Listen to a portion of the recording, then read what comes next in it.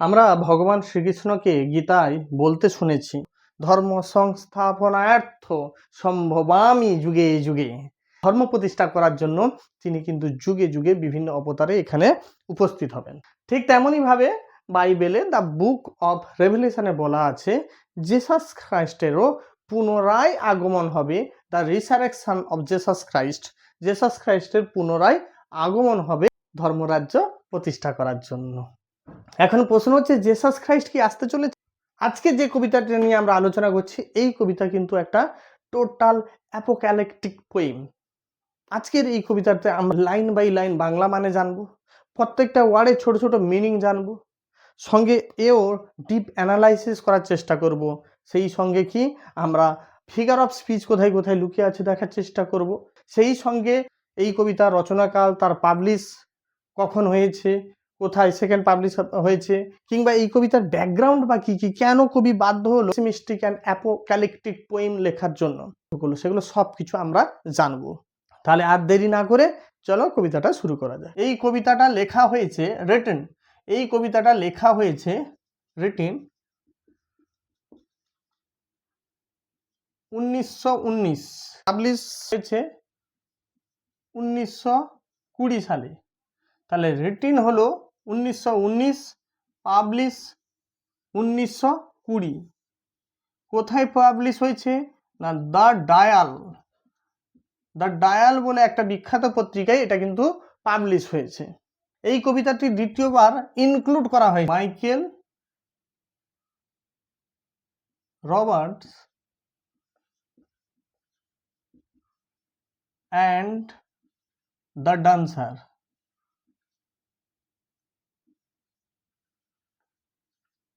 এইটুকুন জানলে কিন্তু হবে। আমরা কিন্তু কবি পরিচিতি বেশি যাব না, কবি পরিচিতি এইটুকুন তোমাদের জানলে হবে। উইলিয়াম বাটলার ইয়েটস একজন ছিলেন কি আইরিশ পোয়েম ছিলেন। এই কবিতার জেনারিক কথাটা বলা হয় তাহলে ওটা হচ্ছে কি লিরিক্যাল পোয়েম। ব্যাস এইটুকুন জানলে হবে। এই কবিতায় ব্যাকগ্রাউন্ড, ব্যাকগ্রাউন্ড ব্যাকগ্রাউন্ডগুলো কি কি, যে সামাজিক অবক্ষয় নেমে এসেছে সেইটা বাধ্য করেছে। কি ঘটেছে না দ্য ফার্স্ট ওয়ার্ল্ড ওয়ার, সেই সময় ঘটে গেছে কি দ্য ফার্স্ট ওয়ার্ল্ড ওয়ার, যেটা ঘটেছে কি 1914 থেকে 1918, এই সময়কালে কিন্তু প্রথম বিশ্বযুদ্ধটা ঘটে গেছে। এই কবিতাতে আরেকটা ব্যাকগ্রাউন্ড আছে, সেটা হচ্ছে কি বলতো আইরিশ ওয়ার অফ ইন্ডিপেন্ডেন্স। ঠিক আছে, সেই সঙ্গে আরো একটা ঘটনা ঘটেছিল অ্যান্ড দ্য ইস্টার রাইজিং,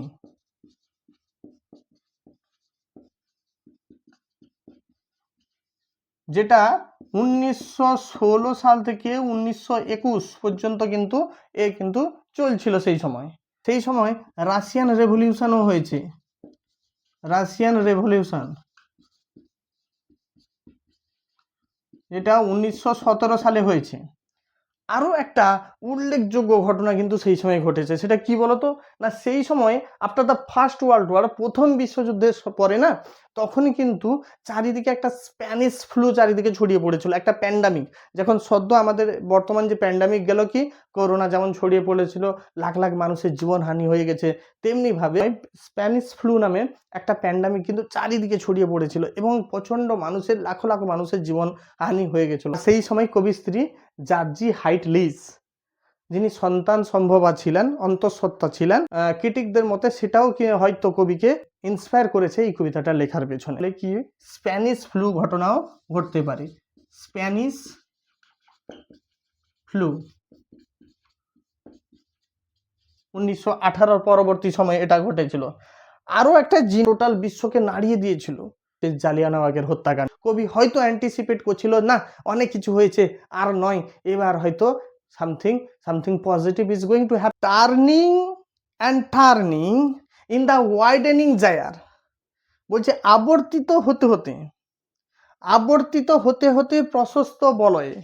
যেমন আমরা ধরে নিতে পারি এই দেখো আবর্তিত হতে কেমন ভাবে? এটা একটা সার্কেল, তো টার্নিং অ্যান্ড টার্নিং,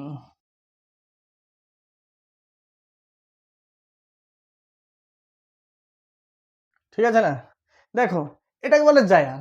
এটা যদি ছোট জায়গা হয়, একদম শর্ট জায়গাটা ঘোরা শুরু হয়েছে, ঠিক আছে, মিটিং পয়েন্ট হয়, এই জায়গায় বলছে ঘুরতে ঘুরতে আবর্তিত হতে হতে ইন দা ওয়াইডেনিং জায়ার। জায়ারটাকে কি বলা হচ্ছে? ওয়াইডেনিং। ওয়াইডিং মানে ক্রমবর্ধমান, বিস্তৃত বলয়ের মধ্যে ঘুরতে ঘুরতে কি বলছে? The Falcon can not here the ফ্যালকনার। আচ্ছা, ফ্যালকন মানে কি বলতো? ফ্যালকন মানে হচ্ছে বাজ পাখি, ঠিক আছে, শিকারি পাখি, বাজ পাখি। এখন ফ্যালকনকে যে পালিত করে তাকে কি বলে? ফ্যালকনার। ফ্যালকনকে যে পালিত করে তাকে কি বলে? ফ্যালকন। মাছ যে ধরে তাকে ফিশার বলে, তাই তো। হান্ট যে করে তাকে হান্টার বলে। তেমনি ফ্যালকন, ফ্যালকন পাখিকে যে পোষে বা যে রাখে তাকে আমরা কি বলবো? তার মালিককে বলবো আমরা ফ্যালকনার। এ হচ্ছে, ধরে নাও, এ হচ্ছে ফ্যালকনার, যেহেতু এ পুষছে। কাকে পুষছে? পাখিকে পুষছে। এখন ফ্যালকনারের কথা শুনছে না, একটা সময় কিন্তু শুনছিল, একটা সময় শুনছিল।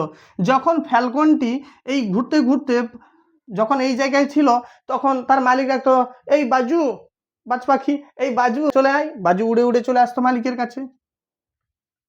ঘুরতে ঘুরতে যখন বড় হতে আছে, যখন এই জায়গায় চলে আসে, তখন ফ্যালকনার ডেকেছে, তখন তার কথা শুনে তড়িঘড়ি চলে এসছে, এই বাজু তাড়াতাড়ি শোন, হ্যাঁ যাচ্ছি যাচ্ছি মালিক যাচ্ছি, চলে এসছে।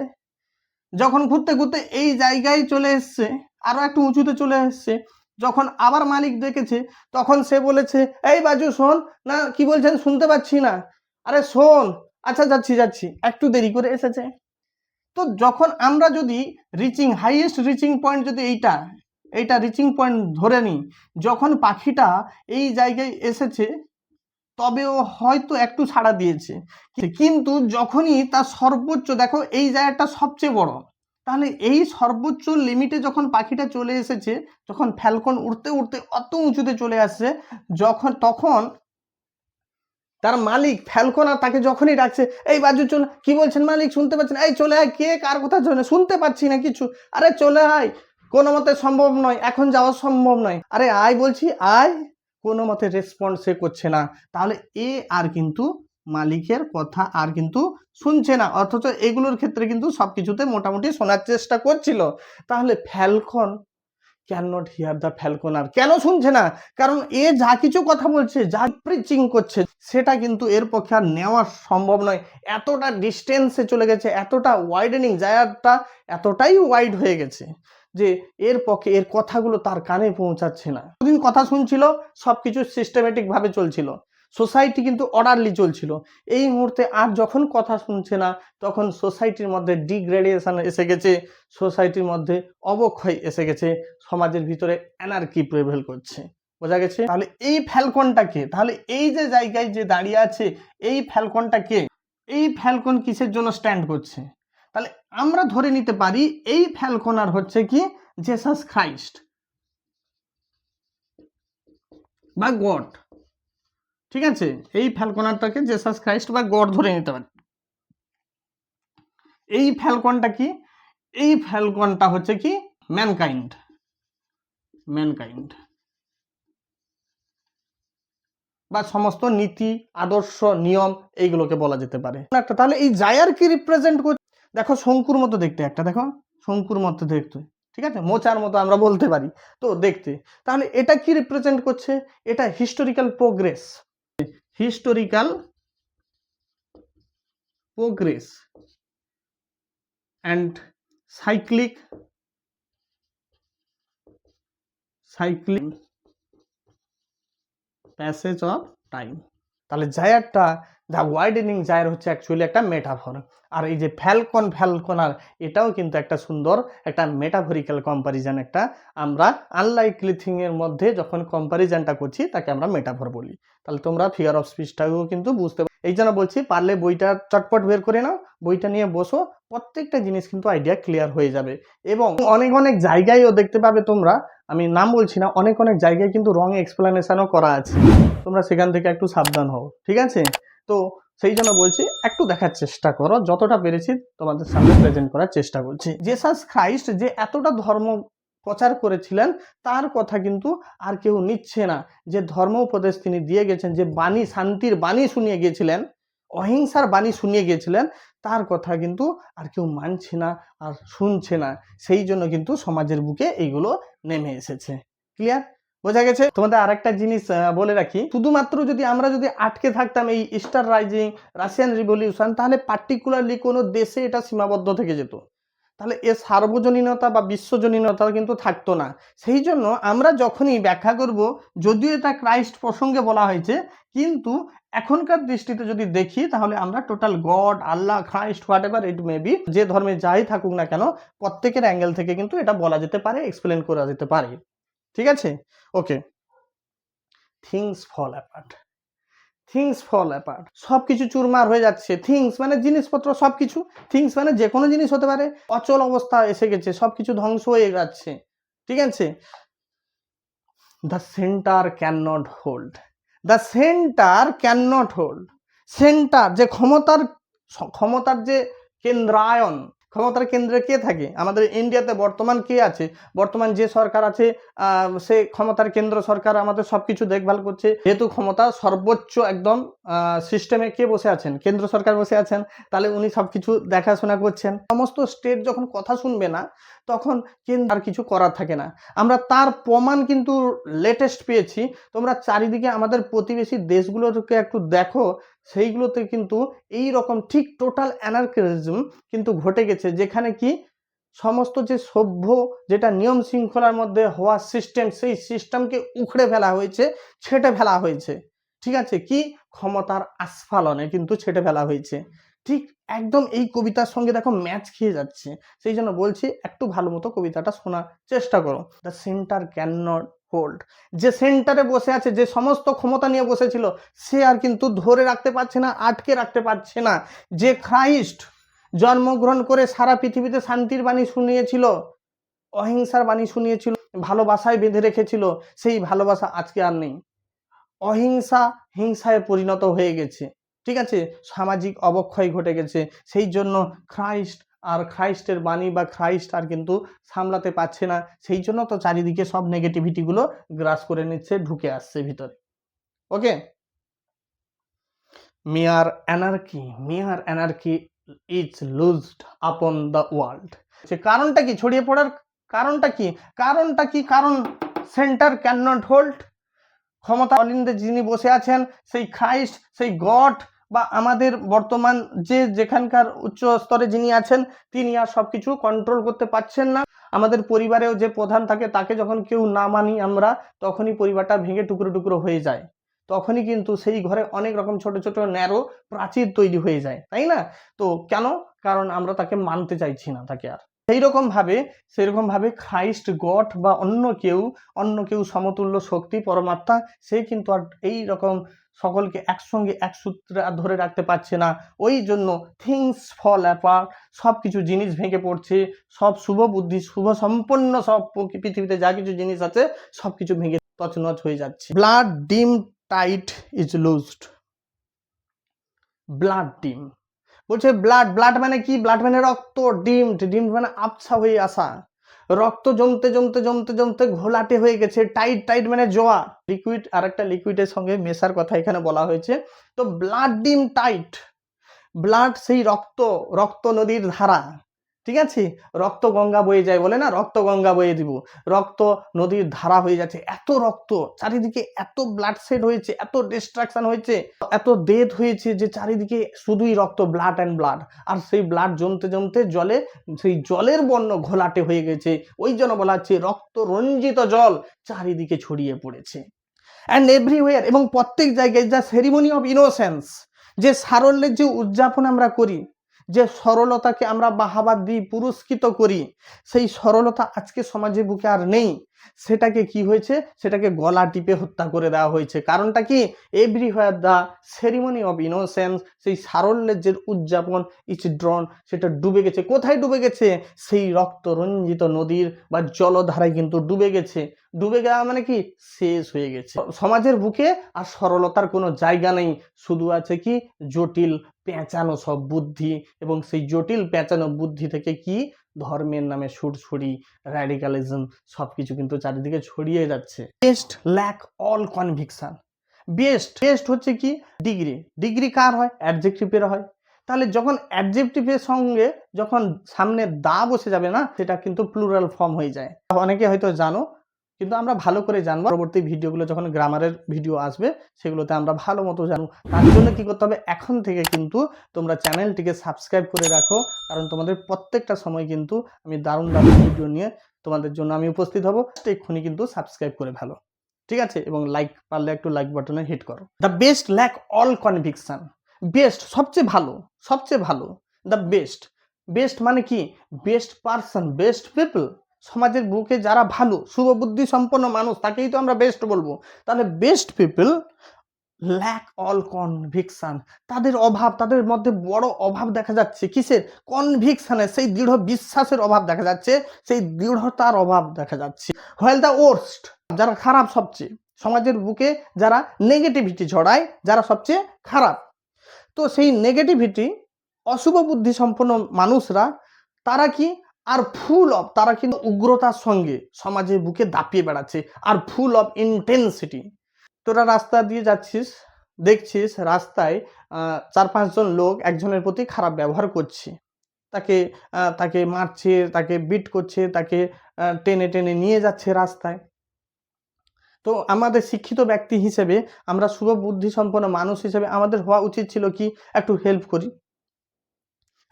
করি, একটু প্রোটেস্ট করি, লোকটাকে বাঁচাই। কিন্তু আমরা কি করছি? পাছে আমরা মার খেয়ে যাব, পাছে আমাদের পরিবারের উপরে আঘাত আসতে পারে, আমরা কিন্তু সাইড কেটে যাচ্ছি এবং দূর থেকে তামাশাটা দেখছি। আর যেখানে 4-5 জন যারা ছিল, তারা নতুন উৎসাহে আরো লোকটাকে কতটা ভাবে মারা যায়, কতটা ভায়োলেন্টলি তাকে থ্রাস করা যেতে পারে, কতটা ভায়োলেন্টলি তাকে বিট করা যেতে পারে, তাকে মানে মারতে মারতে মেরেও ফেলা যেতে পারে। আরো হুজুম, আরো একসঙ্গে গাদা গাদা লোক চলে আসছে। কারণটা কি? তারা জানে এটা, এই যে টোটাল সিস্টেমটার মধ্যে একটা কিন্তু ল নেই, এই জায়গায় ল নেই। This state is presently in the grape of lawlessness. এই যে বর্তমান যে স্টেটটা, এটা কিন্তু কি একটা অরাজকতার মধ্যে চলে গেছে, জর্জরিত হয়ে গেছে। সেই জন্য টোটাল বড় বড় হুজুম এসে একটা লোককে, টিভির পর্দায়ও দেখবি, সবাই মিলে মারছে।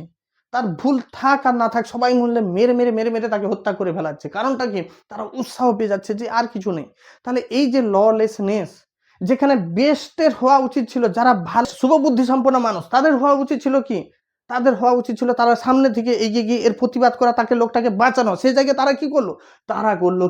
তারা কিন্তু লুকিয়ে পর্দার আড়ালে চলে গেল। কারণটা কি? পাছে আমার উপরে আবার কিছু আঘাত এসে যেতে পারে।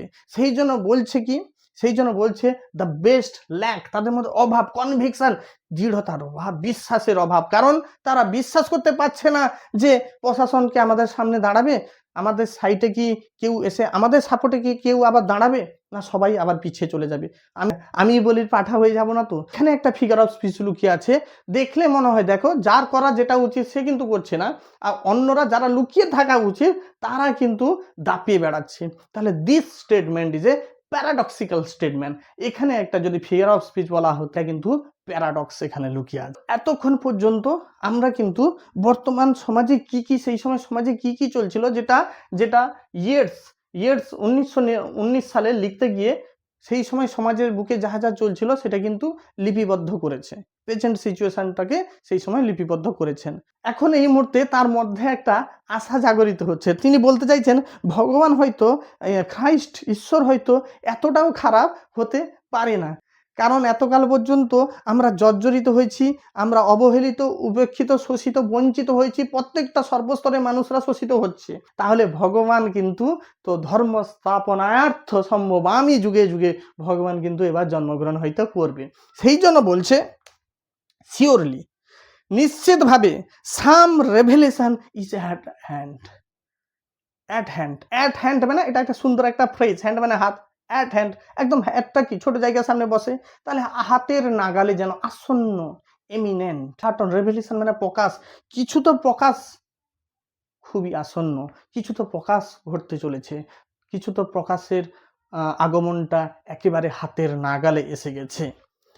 শিওরলি, অবশ্যই দ্য সেকেন্ড কামিং।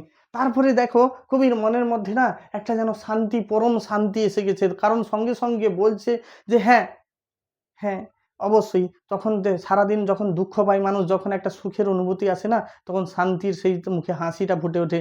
তখন তিনি আবার মনে মনে বলছেন হ্যাঁ অবশ্যই, surely the second coming is a hand. নিশ্চিতভাবে সেই সেকেন্ড কামিংটা কিন্তু সেই যে দ্বিতীয় আগমন ইজ, অবশ্যই দ্বিতীয় আগমনটা কিন্তু ঘটতে চলেছে। ঠিক আছে, এই হাতের নাগালে চলে এসছে, মানে আসুন আর দেরি নেই, he is very close to appear. এইরকম একটা শান্তির মধ্যে আছে, এরকম তিনি একটা মিষ্টি স্বপ্নালু একটা স্টেটের মধ্যে হয়তো ভাবছেন, একটু একটু চিন্তার জগতে, একটা মানে ডিপ থিঙ্কিং, চিন্তার জগতে হয়তো চলে গেছেন। কেন চিন্তার জগতে চলে গেছেন না, এইগুলো সমস্ত জিনিস ভাবতে ভাবতে সে স্প্যানিশ ফ্লু, তার স্ত্রীর কথা ভাবছে, তার অন্তঃসত্ত্বার স্ত্রীর কথা ভাবছে, Russian revolution, Irish war of independence, Easter rising, first world war, সব মাসাকা কিন্তু তিনি দেখে নিয়েছেন, সব ম্যাসাকার কিন্তু তিনি দেখে নিয়েছেন। ওই জন্য তিনি আহা ভগবান আমার আসছে, আমার লাল আসছে, আমার লাল আশিস দিয়ে, হিমেল পরশ দিয়ে সকলের মনে শান্তি এনে দেবে। তো এইরকম একটা সুন্দর অনুভূতি একটা হয়তো মনে মনে ভাবছে, ঠিক সেই মুহূর্তে যেই না ভাবছে দ্য সেকেন্ড কামিং, তো স্বপ্ন জগতে একটা গভীর মেডিটেশনে হয়তো চলে যাচ্ছিলেন, ভাবতে ভাবতে ধুম করে অ্যাটেন্ড হয়ে গেছেন, জেগে উঠেছেন, দ্য সেকেন্ড কামিং, এইরকম ভাবতে ভাবতে ও দ্বিতীয় আগমন, দ্বিতীয় আগমন, hardly are those words out when a vast image out of Spiritus Mundi. বলছে এই যে কথা দ্য সেকেন্ড কামিং, এই দ্বিতীয় আগমন, আমি আগে বলেছি এই দ্বিতীয় আগমনটা কোন আগমন, যে বাইবেলের দ্য বুক অব রেভেলেশনে ম্যাথিউ 24, তো সেখানে লেখা আছে কি, সেখানে লেখা আছে জেসাস খ্রাইস্ট কিন্তু আবার আবার তার দেবতার রাজ্য প্রতিষ্ঠা করার জন্য, যেখানে দেবতারা থাকতে পারে, যেখানে মানে কি সিম্বলিক্যালি এটা বলা হয়েছে, যেখানে কি মায়া, মমতা, সহানুভূতি, সহমর্মিতা, অনুকম্পা সবকিছু যাতে সহাবস্থান আছে, তাহলে সেই রকম একটা রাজ্য, শান্তিময় রাজ্য প্রতিষ্ঠা করার জন্য আবার জেসাস খ্রাইস্টের পুনরাগমন হবে। তো এখন এখন ইয়ার্স মনে মনে ভাবছে, তাহলে এই সেই সেকেন্ড কামিং, সময় এসে গেছে আমার লালের আসা, আমার ঠাকুর, আমার ঈশ্বর, আমার পরমেশ্বর, আমার খ্রাইস্টের ভগবান, খ্রাইস্টের আসার সময় হয়ে গেছে। ঠিক আছে, যেই না এটা ভাবছে তখনই সঙ্গে সঙ্গে চোখটা বন্ধ করেছে, মেডিটেশনে হয়তো চলেছে, সঙ্গে সঙ্গে একটা ভাস্ট ইমেজ, একটা বিশাল একটা অবয়ব, বিশাল একটা ইমেজ, মূর্তি, ঠিক আছে, কাম আউট অফ, বেরিয়ে এলো কোথা থেকে, স্পিরিটাস মুন্ডি। স্পিরিট মুন্ডি মানে ওয়ার্ল্ড, স্পিরিটাস মানে স্পিরিট, লাইফফুল, ঠিক আছে, জীবনী শক্তি, মানে এই যে স্পিরিটাস মুন্ডি, এই কথাটা সিম্বল মেটাফরিক্যালি যদি বলা হয়, এটা হচ্ছে কি বলতো, এটা হচ্ছে ইউনিভার্সাল মেমোরি স্টোর হাউস বলা যেতে পারে, সারা বিশ্বের যৌথ স্মৃতিকোষ, সারা বিশ্বের যৌথ স্মৃতিকোষ। তো সেখান থেকে বেরিয়ে এসছে এই যে স্মৃতিকোষে কি আছে, এই স্মৃতিকোষে আমরা প্রত্যেকটা ডট, প্রত্যেকটা মানুষ যদি কানেক্টেড হয়ে যাই না, প্রত্যেকটা মানুষ যদি তুই আমি সে প্রত্যেকটা মানুষ যদি আমরা কানেক্টেড প্রত্যেকে হয়ে যাই না, আমাদের প্রত্যেকের মনে কিছু না কিছু মেমোরি সকলের প্রায় সমানভাবে স্টোর আছে। আমাদের ধর্ম, আমাদের বর্ণ, আমাদের প্রতীক, আমাদের প্রতীকী সিম্বলগুলো, কার কোন ধর্মে কার কি, সব কিছু কিছু না কিছু সিমিলারিটিস, কিছু স্টোর আছে। সেই স্টোরগুলো, সেই সিমিলারিটি থেকে যখন আমরা কিছু চিন্তা করি, ভাবি, সঙ্গে সঙ্গে একটা ভিজুয়ালাইজেশন যেন প্রেজেন্ট আমাদের সামনে আসে। তো সেটাকেই বলা হচ্ছে স্পিরিটাস মুন্ডি। ঠিক আছে, এটা মনে কর এটা অনেকটা গুগল ড্রাইভের মতো। ঠিক আছে, গুগল ড্রাইভে অনেক কিছু স্টোর আছে, জাস্ট একটা তুই কিছু স্মরণ করলি, সেটা তোর সামনে বেরিয়ে এলো, ঠিক আছে, সার্চ করে দিয়ে দিচ্ছে। ঠিক আছে, এই টাইপের একটা ধরে নিতে মজার ছলে তোমরা ধরে নিতে পারো, এটা হচ্ছে সেই type, just like a Google drive, সর্বস্তরে সব কিছু যেন সেখানে সমাহিত আছে, স্টোর করা আছে, সেখান থেকে আমরা চাইলাম কিছু চাইলাম, সঙ্গে সঙ্গে সে প্রেজেন্ট করে দিচ্ছে। সেই রকমভাবে কবি এই সুন্দর একটা সুন্দর একটা ঐশ্বরিক অনুভূতির একটা আভাস পাচ্ছিল, সেকেন্ড কামিং হয়তো হতে যাচ্ছি, সঙ্গে সঙ্গে তার মন থেকে একটা দুম করে চোখ বন্ধ করা মেডিটেশনের সঙ্গে সঙ্গে যেন বেরিয়ে এলো একটা বিশাল একটা ভয়ানক মূর্তি, ভাবতে গিয়েছিল এক, হয়ে গেল একটা, নিজের অজান্তে অবচেতনভাবে বেরিয়ে এলো আর একটা বিশাল অতিকায় মূর্তি, যেটা দেখেছে কোন দ্য সেকেন্ড কামিং, চমকিত হয়েছে, আচম্বিত হয়েছে, কারণ ভগবানের আমি একই রূপ দেখলাম, ভগবানের যেখানে আসার কথা সেখানে ভগবানের একই ভয়াল রূপ, একই ভগবান না অন্য কেউ। ঠিক আছে, তো সেই জন্য আমি চমকিত হয়ে গেলাম, দ্য সেকেন্ড কামিং বলে বিস্ময় প্রকাশ করেছেন। অ্যান্ড যেটা বিস্ময়ের মাধ্যমে কি হচ্ছে, ট্রাভেলস মাই সাইট। আর আমি যেই দেখলাম না, সঙ্গে সঙ্গে আমার চোখে যেন খচখচানি একটা এসে গেল। আমার চোখে যে দৃশ্যটা আমি দেখলাম, সেই দৃশ্যটা দেখার পরে আমার চোখে মুখে যেন একটা খচখচে, এই আমি সত্যি ঠিক দেখছি তো? Jesus Christ, is this Jesus Christ? আমি জেসাস ক্রাইস্টকে দেখছি তো? ভগবান তো উনি।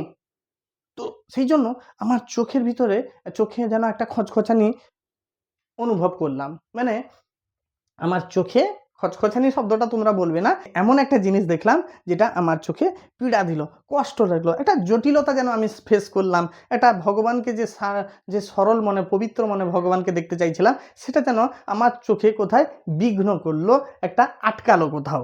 সেই দৃশ্যটা কি বলছে, somewhere in sands of the desert, মরুভূমির কোথাও, মরুভূমির কোথাও বালুকা ধারে, স্যান্ডস মানে বালি, ডেজার্ট মানে মরুভূমি, তাহলে মরুভূমির বালিতে কোথাও আমি দেখতে পেলাম কি, এ শেপ, একটা আকৃতি দেখতে পেলাম, একটা প্রতিকৃতি, একটা আকৃতি দেখতে পেলাম, যে আকৃতিতে কি আছে, উইথ লায়ন বডি।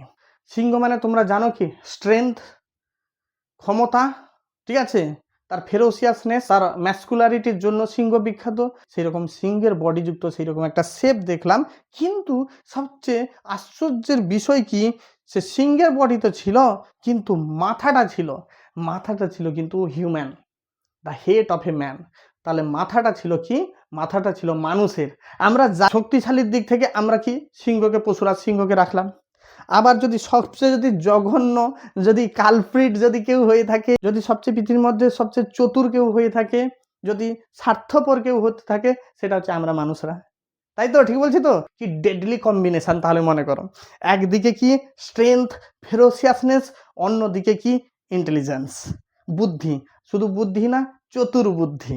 তো এইরকম একটা প্রতিকৃতি আমরাই, কবি বলছে আমি দেখলাম। কোথায় দেখলাম? Somewhere in the desert. আর তার রূপটা কেমন? A gaze blank, a gaze blank. এই গেজ, গেজ মানে কি, এক পলক, এক দৃষ্টিতে চেয়ে থাকা, একদম চেয়ে, কোনো চোখের পলক নেই, একদিকে চেয়ে আছে, একদিকে নির্দয় চোখ, যেখানে কোনো অনুভূতি নেই।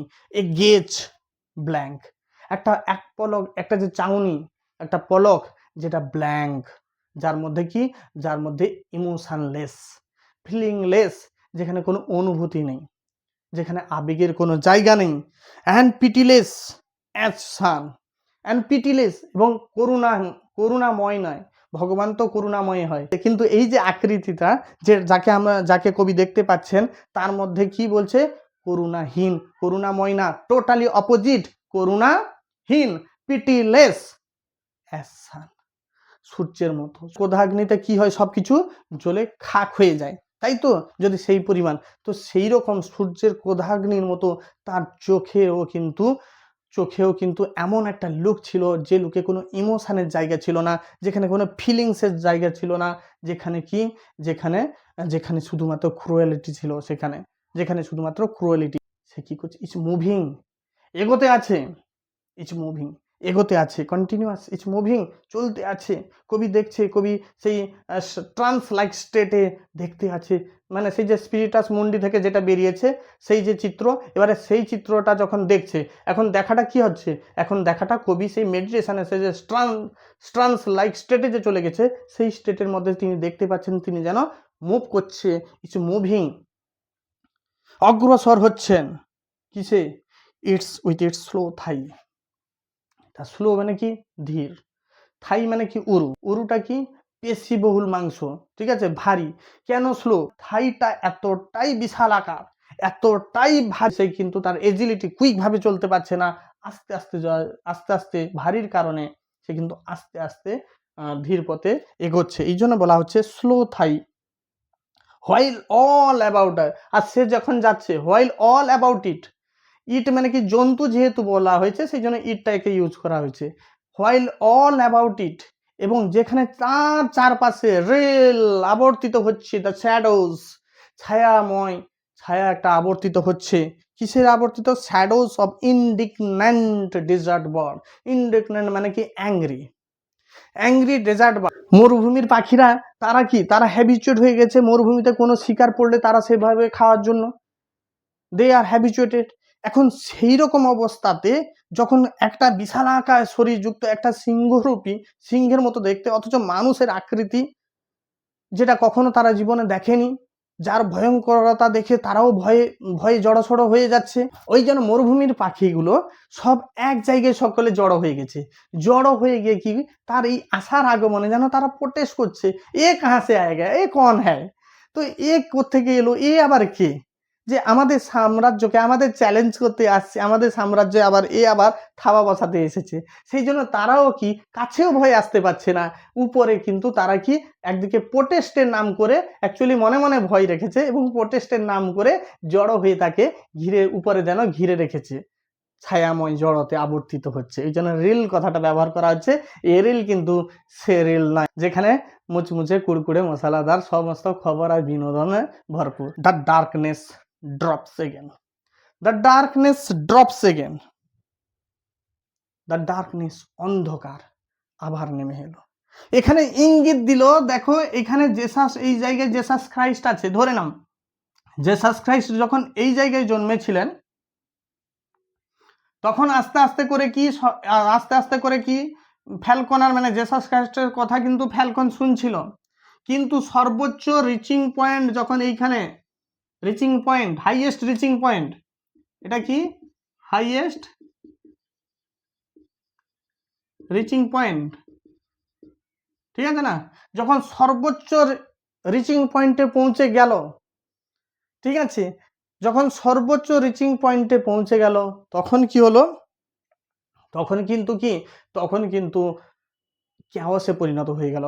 তখন এটা কি, এটা সব কিছু ভগবানের যা কিছু ভগবান এতদিন ধরে যে পৃথিবীটা গড়ে তুলেছিলেন, সেটা কি হলো, সেটা ক্যাওসনেসে ডুবে গেল, নৈরাজ্যতে ডুবে গেল, অন্ধকারে ডুবে গেল।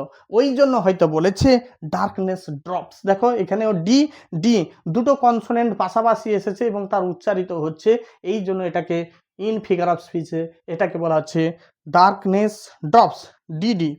তাহলে এটাকে বলা হচ্ছে কনসোনেন্ট সামনে আছে দুটো, তার উচ্চারণ হচ্ছে, এবং সেই জন্য একে বলা হচ্ছে অ্যালিটারেশন, বাংলায় অনুপ্রাস, আর ইংরেজিতে বলা হচ্ছে কি অ্যালিটারেশন। ঠিক আছে, কনসোনেন্টের ব্যঞ্জন বর্ণের উচ্চারণটা রিপিটেটেড হচ্ছে।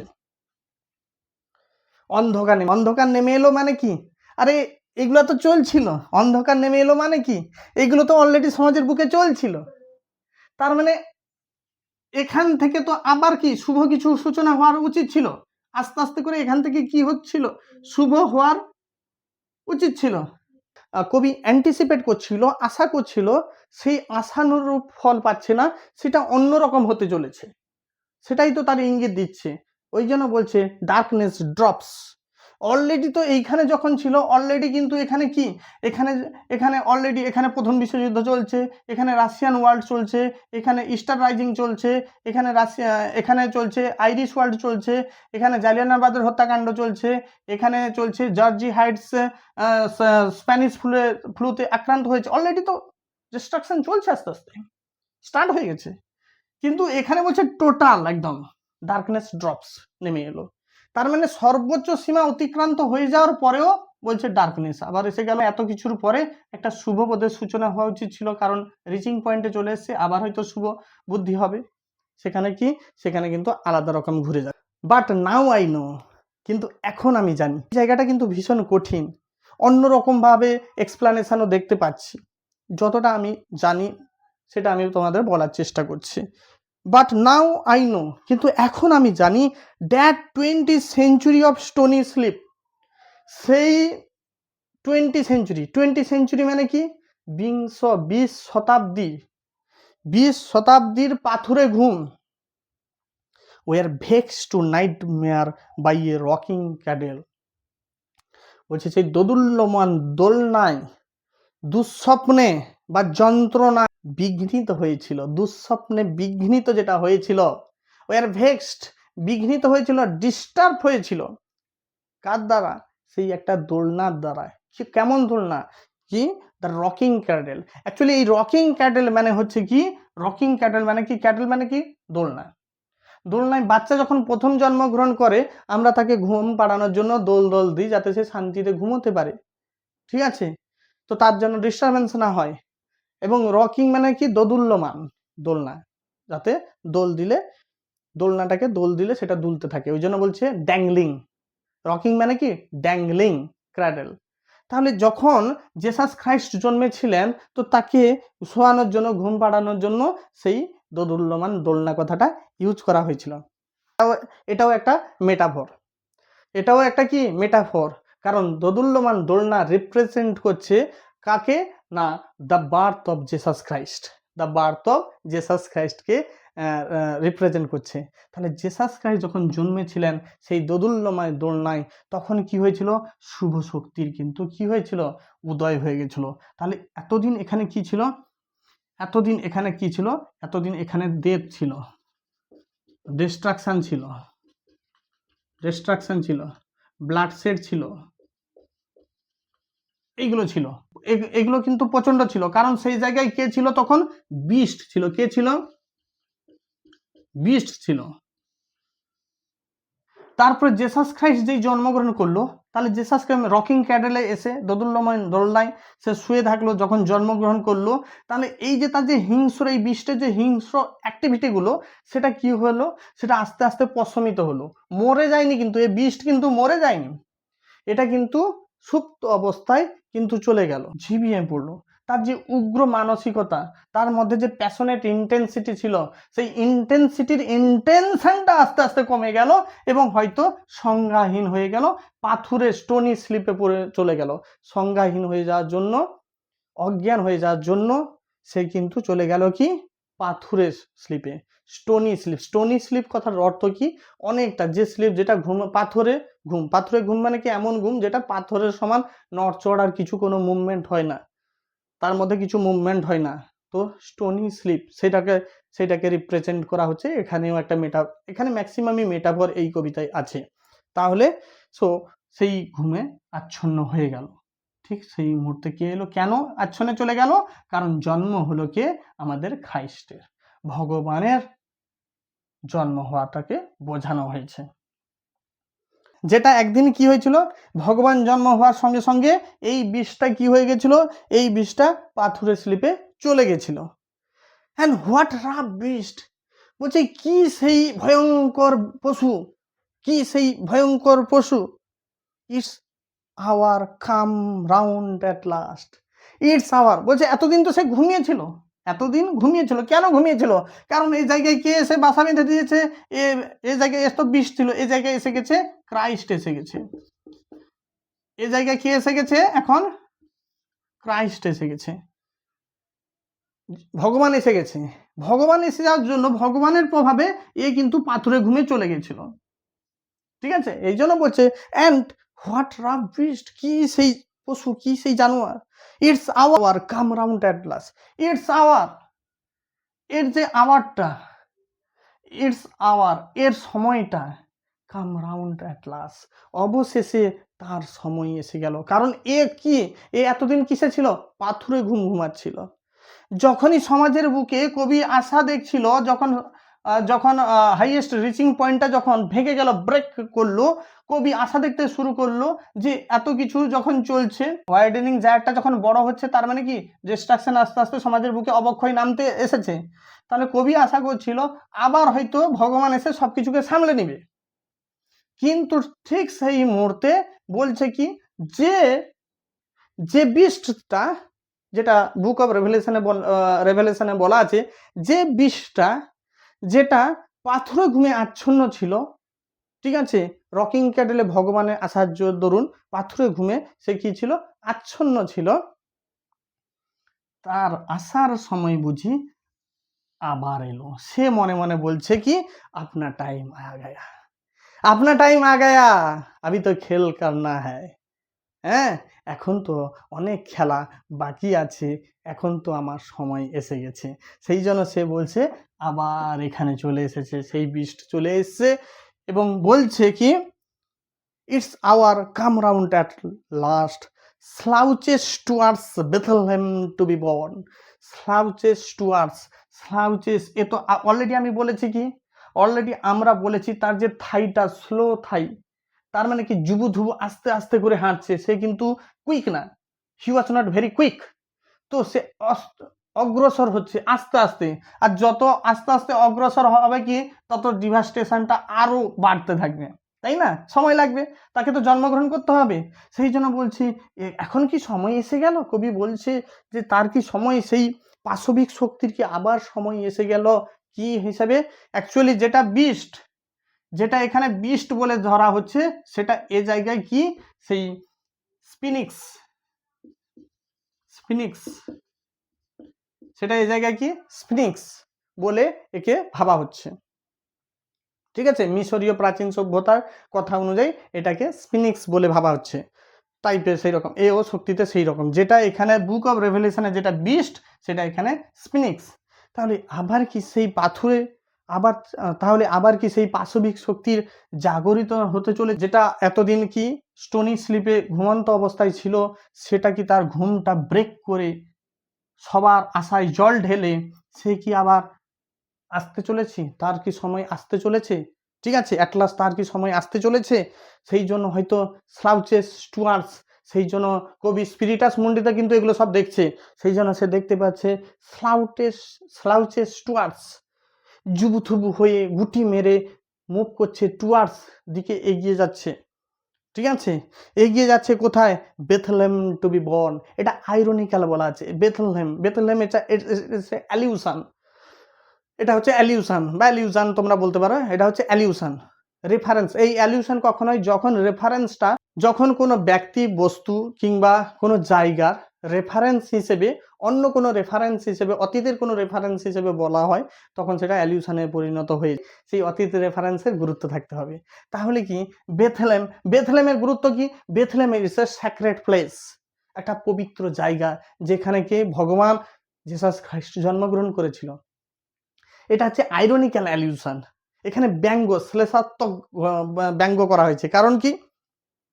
এই বিস্ট বলছে এবার তো আপনার টাইম আগায় না, অনেক করেছো, অনেক করেছো, আমাকে বেঁধে রেখেছে, আমার হাত পা বেঁধে রেখেছিলে, আমাকে ঘুমে আচ্ছন্ন করে রেখেছিলে, তোমার জাদু বলে, তোমার ভালো ভালো কোথায়, তোমার শুভ শক্তির বসে আমাকে তুমি কি করেছিলে? আচ্ছন্ন করে রেখেছিলে এতদিন। আমি আপনার টাইম আগায়া, এখন আমি, আমার সময় এসে গেছে। ঠিকই জন্মগ্রহণ করেছিল সেই বেথলেহেম শহর, যেটা পবিত্র মানা হয়, স্যাক্রেড প্লেস মনে করা হয়, গ্রেট দ্য সোল মনে করা হচ্ছে, সেই জায়গায় কিন্তু জন্ম নিতে চলেছে।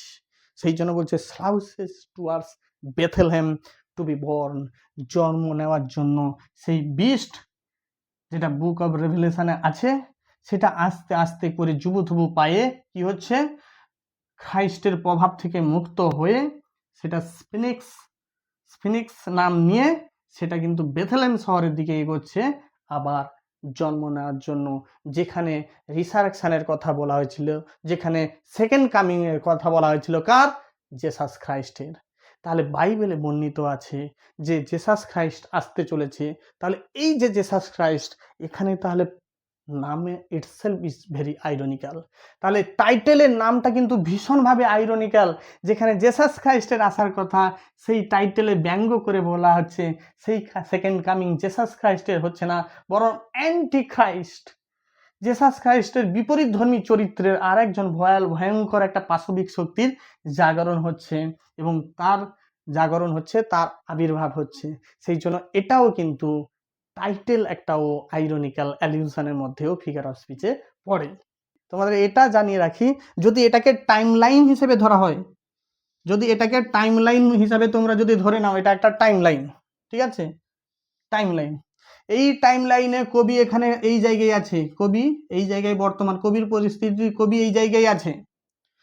এটা হচ্ছে 1919, এটা কি সাল? এটা 1919 যখন কবিতাটা লিখেছে। তাহলে টাইম লাইনের সামনের অংশ কি ছিল? সেই অংশে ছিল কি না, এখান থেকে তুমি ধরে নাও এই জায়গাটা হচ্ছে, এটা হচ্ছে কি জিসাস খ্রাইস্টের জন্মসাল। তাহলে জেসাস খ্রাইস্ট এখানে জন্ম, তাহলে জেসাস খ্রাইস্ট যখন থেকে জন্ম নেয় সেখান থেকে বলা হয় 1 AD। জেসাস খ্রাইস্ট যেখান থেকে জন্ম নিয়েছেন সেই জায়গাটাকে বলা হয় কি 1 AD থেকে 2000 AD, 2000 AD। ঠিক আছে, তাহলে 1 AD টু 2000 AD এই সময়কালে কবি শেষ প্রান্তে এসে 1919-এর দিকে কি রচনাটা লিখছেন, এই পোয়েমটা লিখছেন। তাহলে জেসাসের জন্ম কোথায় ছিল? ঈশ্বর খ্রাইস্টের জন্ম এখানে নিয়েছেন। তাহলে এখানে শুভবুদ্ধি চলছিল এই রকম পিরিয়ডে, এই রকম ব্যাকগ্রাউন্ডগুলো যেগুলো ঘটনাগুলো ঘটে গেছে, এবার কবি অ্যান্টিসিপেট করছে আরও ভালো কিছু ঘটার জন্য। ঠিক সেই মুহূর্তে এখান থেকে শুরু হচ্ছে কি, এখান থেকে শুরু হচ্ছে একটা পাশবিক শক্তির একটা জাগরণ। কবি প্রফেসাইজ করছে। কবি এই জন্য তো এই কবিতাকে বলা হয় অ্যাপোক্যালিপটিক পোয়েম। পেসিমিজম, কবি প্রথমত অপটিমিস্টিক হচ্ছিল, কিন্তু সেই অপটিমিজমে যখন সেই স্পিনিক্স মতো বিস্টের মতো দেখতে সেই স্পিনিক্সের আগমন হলো এবং সে বেথলেহেমের দিকে এগোতে আছে, তখন সেই সময় থেকে কবি কিন্তু অপটিমিস্টিকের জায়গায় পেসিমিস্টিক হয়ে গেল। তাহলে এর সামনের সময়টা কি ছিল? এর সামনের সময়টা আমরা 0 BC থেকে এই যে 1 AD পর্যন্ত সময়টাকে বলা হচ্ছে পেগান এরা। পেগান এরা, তাহলে পেগান এটাকে কি বলা হচ্ছে? পেগান এরা। এই এরাই কিন্তু কি 0 BC মানে কি বিফোর ক্রাইস্ট, বি মানে কি বিসি কথা অর্থ কি বিফোর খ্রাইস্ট। তাহলে খ্রাইস্টের জন্মের আগে এই এরাটাকে আমরা বলছি পেগান এরা। খ্রাইস্ট যখন জন্মগ্রহণ করলো তখন এডি, অ্যানো ডোমিনি, ল্যাটিন ফ্রেজ, এর মানে কি in the year of Lord, ভগবানের জন্মগ্রহণ করার সময়টা। সেখান থেকে আজ পর্যন্ত 2026 সাল পর্যন্ত যে জন্ম, সেখানে আমরা খ্রিস্টীয় ধর্মতে আমরা এডি কিন্তু বলতে পারি, এডি আমরা বলতে পারি। আর যেহেতু যে এডি বললে কি হবে, এডি বললে একটা কোনো একটা ধার্মিক তকমায় আটকে রাখা হবে, তাহলে সেই জন্য আমরা সেটাকে মনে হয়, আমি যদি ভুল না হই, ইসি বলা হয়, কমন এরা বলা হয়। এডিটাকে বাদ দিয়ে মডার্ন যুগে এটা কমন এরা হিসেবে ধরা হতে পারে মনে হয়। যদি ভুল হয় কমেন্টে আমাকে জানাতে ভুলো। আমরা এই চিত্রটাকে যদি একটু ভালো করে দেখি, তাহলে এইখান থেকে এইটুকুন সময়টা যেখানে বিস্ট রাজত্ব করছিল, তখন সেখানে ছিল কি পেগানেরা ছিল সে সময়, মানে তখন কি 0 BC, তখন এটা কি ছিল 0 BC থেকে একদম চলে যাচ্ছে কি খ্রাইস্টের জন্ম তারিখ পর্যন্ত, এটা 2000 BC বিফোর খ্রাইস্ট। যখন জেসাস জন্মগ্রহণ করলো, এখানে জেসাস যখন জন্মগ্রহণ করলো, মানে নিশ্চয়ই রূপ এভাবে এতটা খারাপ রূপ নয়, তো তোমাদের বোঝানোর জন্য জাস্ট একটা আমি দেওয়ার চেষ্টা করেছি, সরি ফর দ্যাট কেউ হার্ড হয়ে থাকলে। তাহলে এখান থেকে ভগবান যখন জন্মাচ্ছে, এখান থেকে তাহলে এডি, তাহলে এডি থেকে আরম্ভ হয়ে যাচ্ছে কি 2000 এডি পর্যন্ত সময়কাল। ঠিক আছে, এরপরে আবার তাহলে কি খারাপ ভালো ন্যাচারালি সময়ের চক্রাবর্তে সেই জায়ারিক ফর্মে, এই যে জায়া স্ট্যান্ডস ফর, এই যে জায়া দেখো, জায়া স্ট্যান্ডস ফর কি সাইক্লিক প্যাসেজ অফ টাইম, সময়ের চক্রাবর্তে। এখানে কিন্তু যদিও বাইবেলে বলা ছিল জেসাস খ্রাইস্ট জন্ম নেবে, কিন্তু এখানে সময়ের চক্রাবর্তে বিস্ট এসে যাচ্ছে, যেখানে কি হচ্ছে, যেখানে Falcon can not here the ফ্যালকনার। ঠিক আছে, আর একটা জায়গায় তোমাদের মার্ক করি, এই যে দেখো, এই যে 2000 বছর না, এই সমস্ত 2000 বছর না, এই 2000 বছরটা কি বলতো? এই 2000 বছরটা বলছে না 20 সেঞ্চুরি, কি বলেছে 20 সেঞ্চুরি, 21 সেঞ্চুরি, 20 সেঞ্চুরি বলেছে না, 20 সেঞ্চুরিজ বলেছে না, 20 সেঞ্চুরিজ স্টোনি স্লিপ বলেছে। তাহলে 21 সেঞ্চুরি, একটা সেঞ্চুরি মানে আমরা জানি কি, একটা সেঞ্চুরি 1 সেঞ্চুরি মানে কি, সেঞ্চুরি মারে ক্রিকেটাররা 1 সেঞ্চুরি মানে কি 100 বছর। তাহলে 20 সেঞ্চুরি মানে কি 100 ইন্টু 20 কত হচ্ছে বলো তো? 2000 ইয়ার্স। আশা করি বোঝা গেছে। তাহলে 20 সেঞ্চুরি যেটা বলছে, সেটা অ্যাকচুয়ালি 20 সেঞ্চুরি মানে হচ্ছে কি 2000 বছর। তাহলে আশা করি ইন ডিটেল তোমরা সব কিছু বুঝেছো। তোমরা প্রত্যেকটা জিনিস যেটা বলেছিলাম, বাংলা অনুবাদ, deep analysis, figure of speech, তথ্য, ছোট ছোট যত তথ্য আছে এবং তার মানে, ছোট ছোট ওয়ার্ডের মিনিং, ভোকাবুলারি, এবং এমসিকিউ যা হতে পারে, কবি পরিচিতি, তার সময়কাল, লেখা রচনাকাল, তার ব্যাকগ্রাউন্ড সব কিছু ইন ডিটেল জেনেছো। এখন পর্যন্ত সত্যিই যদি পড়ানোটা ভালো লেগে থাকে, তোমাদের ইনফরমেশানটা যদি কাজের হয়, তাহলে অবশ্যই এই ভিডিওটা জনে জনে প্রত্যেককে শেয়ার করো এবং একটু ভালোবাসা দিয়ে লাইক এবং সাবস্ক্রাইব করে পাশে থাকো। এখন পর্যন্ত আমার নতুন ভিডিও আসছে, ততক্ষণ পর্যন্ত keep happy learning with my friendly tutorials. দেখা হচ্ছে পরের বার আর কোনো একটা ধামাকাদার ভিডিও নিয়ে।